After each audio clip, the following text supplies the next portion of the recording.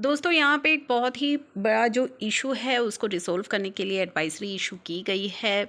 SSC codes जो आप ई way bill के अंदर यूज़ कर रहे होंगे, जो एंटर करने की कोशिश कर रहे होंगे, वहाँ पे अगर कुछ दिक्कत आ रही है तो उसका सॉल्यूशन यहाँ पे इस एडवाइजरी के अंदर प्रोवाइड करवाया गया है।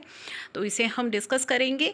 आप सभी को याद दिला दूँ, कल है जीएसटी काउंसिल मीटिंग और उस मीटिंग के अपडेट मैं आपके साथ शेयर करती रहूँगी। काफ़ी इंपॉर्टेंट डिस्कशंस उस वीडियो में उस मीटिंग के अंदर आपको देखने को मिल सकते हैं जीएसटी से जुड़े। अब हम बात करते हैं इस एडवाइजरी की। वीडियो में आगे बढ़ने से पहले चैनल पर नए हैं तो सब्सक्राइब करना मत भूलिएगा। एडवाइजरी है ये basically tax payer regarding generation of e way bill where principal supply is supply of service. जहां आपकी प्रिंसिपल सप्लाई जो मेन सप्लाई है वो है सप्लाई ऑफ सर्विस। तो काफ़ी सारी रिप्रेजेंटेशन रिसीव हुई थी from various trade bodies stating that they are not able to generate e way bill generate नहीं कर पा रहे हैं for movement of goods when principal supply आपकी कौन सी है, classifiable as service, since there is no provision for generating e-way bill by entering SAC alone on the e-way bill portal। तो अगर आप SAC को डाल रहे हैं वहाँ पे तो वो e-way bill जनरेट नहीं हो पा रहा होगा।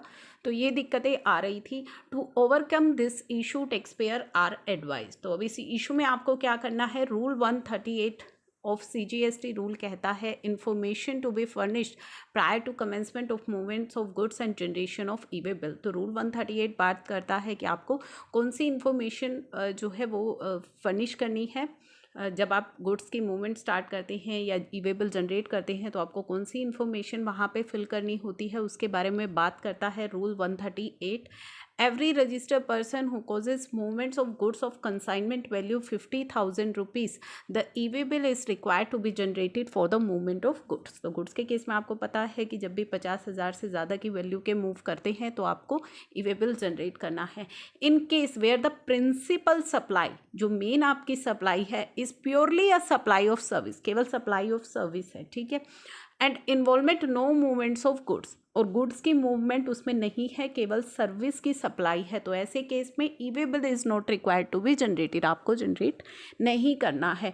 अब आ जाता है मेन मुद्दा, क्या आ जाता है, in case where along with the principal supply of service, यानी कि मेन सप्लाई तो आपकी सर्विस की है, movement of some goods is also involved, उसमें कुछ गुड्स की मूवमेंट भी इन्वॉल्व है। फॉर एग्जाम्पल अगर, तो आपको ई-वे बिल जनरेट करना है, इट मे बी जनरेटेड, ठीक है। सच सिचुएशन में arise in case of supply, अगर आप करते कोई प्रिंटिंग सर्विस कर रहे हैं या कोई वर्क कॉन्ट्रैक्ट सर्विस है, कैटरिंग सर्विस है, पंडाल एंड शामियाना की सर्विस आप प्रोवाइड कर रहे हैं, तो आप किस तरीके से कर सकते हैं, तो e-way bill may be generated by entering the details of HSN code of goods, यानी कि उसके अंदर जो आप गुड्स सप्लाई कर रहे हैं, ठीक है, तो उन गुड्स का आप HSN कोड वहाँ पे डाल देंगे along with the SAC code of the service involve. तो आपको वहाँ पे गुड्स का HSN कोड भी डाल देना है with the SAC of service involve. तो ऐसे केस में आपको ये प्रॉब्लम नहीं आएगी।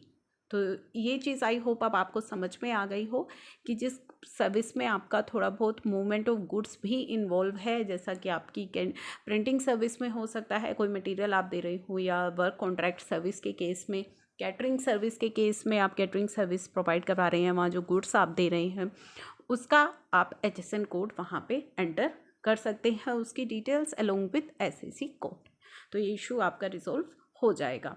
तो ये काफ़ी इम्पॉर्टेंट है, जिनकी तरफ से भी ये रिप्रेजेंटेशंस गई थी उनके साथ आई होप अब ये इशू जो है उसके बाद काफ़ी रिजॉल्व हो जाएगा उनका इशू इस एडवाइजरी के बाद, और कोई प्रॉब्लम नहीं आएगी। ये एडवाइजरी आप सभी को इम्पॉर्टेंट लग रही हो तो इसे शेयर करना मत भूलिएगा। मिलते हैं नई वीडियो में नए अपडेट के साथ। Thank you for watching.